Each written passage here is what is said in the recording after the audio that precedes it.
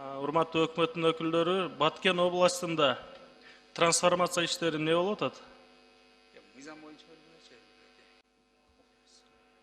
Баткен обласы боюнча белгиленген тартипте трансформация иштери жүрүп жатат.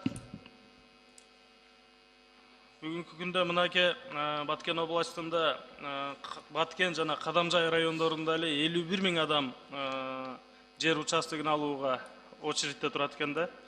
Баткенде өзүңүздөр билесиздер, чек арада турат.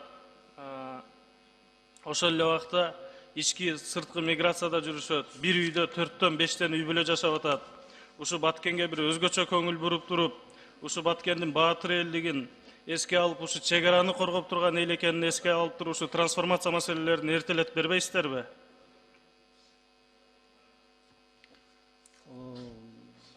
Бизден бул маселе боюнча эч кандай тоскоолдуктар жок. Документтер, мыйзам актыларына туура келген учурда трансформация иштери жүрүп жатат. Ошону мен сиздерден суранат элем.